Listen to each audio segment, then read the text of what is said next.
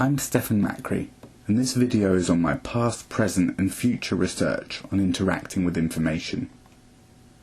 I spent many years researching how people interact with information because most digital information environments are not as well designed as they could be.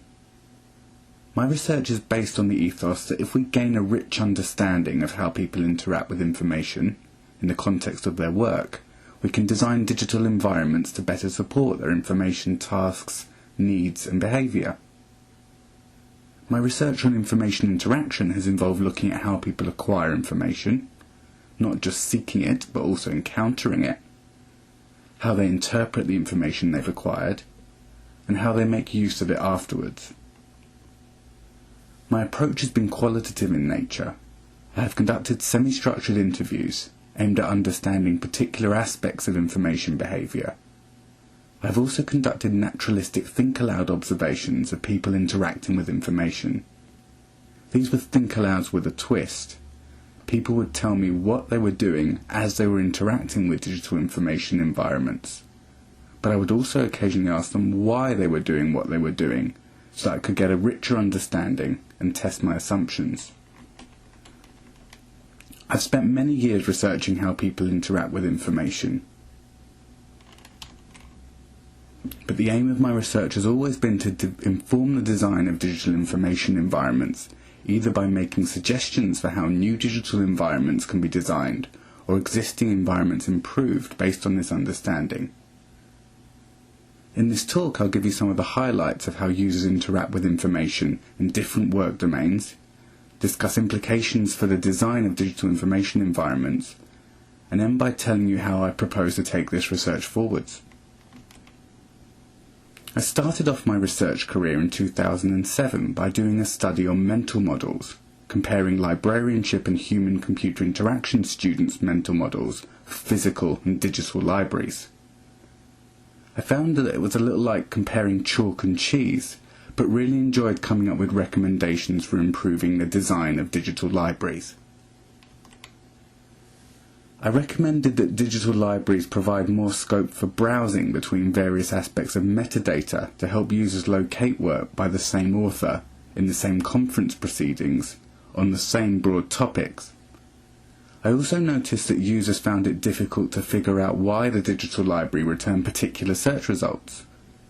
One user was confused by what the relevance scale, which he called the pint of Guinness, was actually telling him. I recommended greater transparency in presenting results. Notice that in the current ACM digital library, it's now possible to browse by author name. But what I want to know is, why is it that the same search conducted several years ago yielded 29 results, and now, when presumably more relevant papers have been published, only 8 results are returned? I also suggested that digital scholarly material be made accessible under one front end, particularly because users found it so confusing to figure out whether or not they had access to the full text of documents, and how to gain access to them if they did, particularly when they were working from home. Google Scholar has gone a long way towards solving this problem, but there are still times where I can't access the full text of a document and I don't know why. Am I told to purchase this journal article because we don't subscribe to the journal? In 2008, I was given access to interview and observe lawyers in a Golden Circle firm. This was too good an opportunity to miss. I identified a number of information behaviours that they performed, like searching, browsing and monitoring, maintaining an awareness of developments.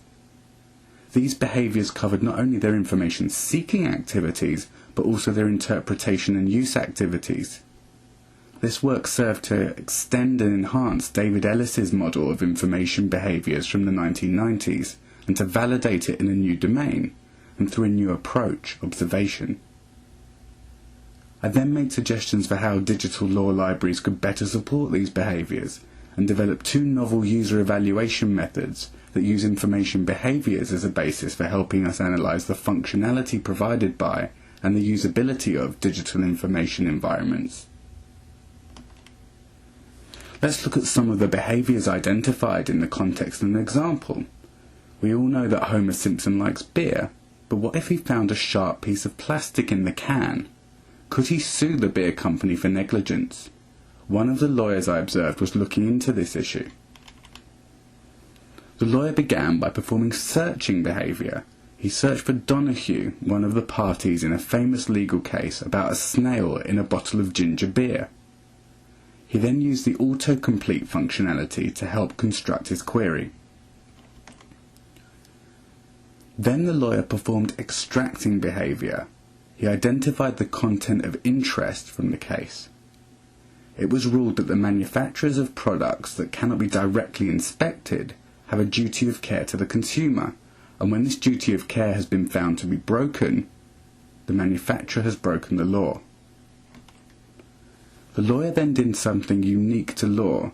He needed to make sure that the legal position on negligence of this kind hadn't changed since the ginger beer case, so he looked to see whether the case had been applied elsewhere. It has, that's a good sign. And whether it had been overturned. It hasn't, that's also a good sign. I called this behaviour updating, ensuring a current, up-to-date understanding of documents and content. The lawyer then downloaded the case report and annotated it. This is called editing behaviour. In 2010, I was awarded an ESRC postdoctoral research fellowship to look at behaviour in a very different domain to law, architecture. Architects were often not looking for information only, but for inspiration at the same time, and this was both a driver of and a sought outcome of their information seeking. Searching for images was particularly important when undertaking practical design projects. Many users only read the text of sites where a thumbnail in Google Images had intrigued them.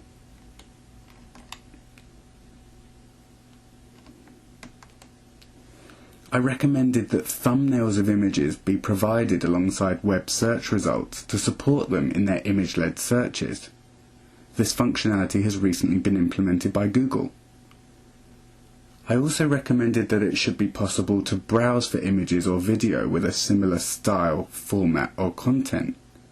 This is something which Google also now supports, albeit with limited selection attributes. There is still potential to implement other suggestions though, such as providing functionality to categorize, rate or tag web pages, images or documents, and to share them. Another important aspect of the architect's information behaviour was that they didn't only search and browse for information, they also encountered it. For example, one architect had been set a project brief to design a future city, so she searched Google Images for cityscape illustrations of Paris, and when she came across this one, liked the image style and decided to mimic it when illustrating her vision of a future Paris. My findings on information encountering led me to develop an interest in serendipity, particularly in the context of information discovery, and in 2010 I started working on a project called Serena that aimed to gain a rich understanding of serendipity as a phenomenon and to feed this understanding into the design of interactive systems that create opportunities for serendipity. The first step was to find out what serendipity is and more about its nature. A serendipity story came from a chef who was planning to open a new restaurant. He was with his daughter at the beach near where they lived, looking for stones he could use to serve the butter on. Whilst choosing the stones, he had an idea about a mackerel dish he was planning to include on the menu in the new restaurant. He knew that in Japanese cuisine, mackerel is often cured in sugar, followed by salt water. He had the idea to cure it in seawater, and after a lot of experimentation and filtering of seawater, his sea salt cured mackerel dish became a best-selling dish at the restaurant. Although others may well have had this idea before him, this was for the chef a very personal discovery.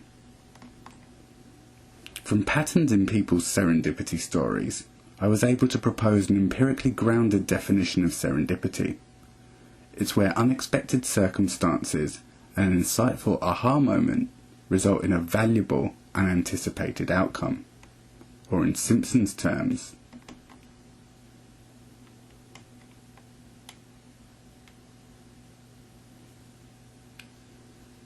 I also propose an empirically grounded process model of serendipity, where unexpected circumstances and insight result in a mental connection, a bisociation.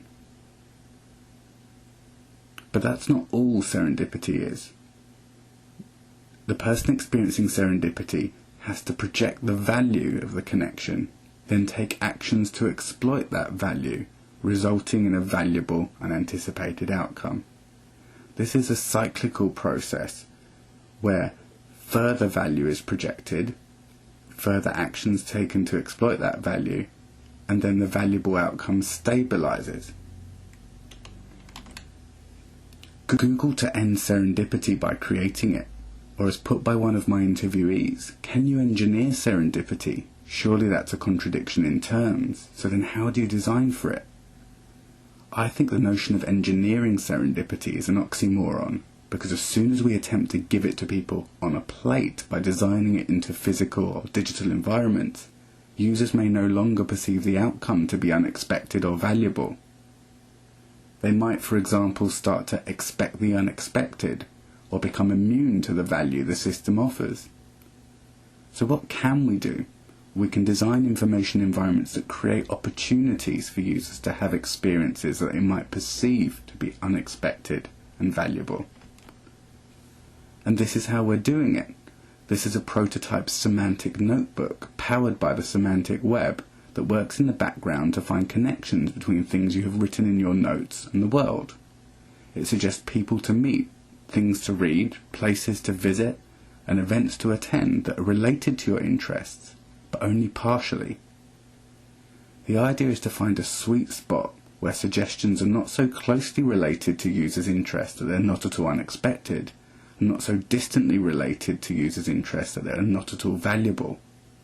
My role has been to work with a design team on the user-centered design and evaluation of the prototype, and through this I've learnt that semantic web can provide enormous scope for making complex inferences that might be perceived as unexpected or valuable by users. So what's next? We now know a lot more about the nature of serendipity and are beginning to find ways of creating opportunities for it in digital information environments. But we still generally turn to Google even if we don't know what information we need. The problem with searching is that we can get stuck in what Eli Pariser calls a filter bubble, where web personalization means we rarely get exposed to content outside our fields of interest. And this can kill serendipity and the joy and time-saving benefits that it can bring. There is plenty of scope to support the serendipitous discovery of information in ways that go beyond search, for example through information visualization or exploratory browsing interfaces. Although there are lots of examples of serendipity in science and industry, from penicillin to post-it notes, there's been very little work carried out on gaining an empirical understanding of serendipitous information discovery in specific domains, especially in order to inform the design of digital information environments. To summarize, I've given you a snapshot of my research into how people in different domains interact with information and how this can inform design. Now the challenge remains to give people in different domains the information they need but don't realize they need, without them having to search for it. And that's the challenge I want to address in my future research.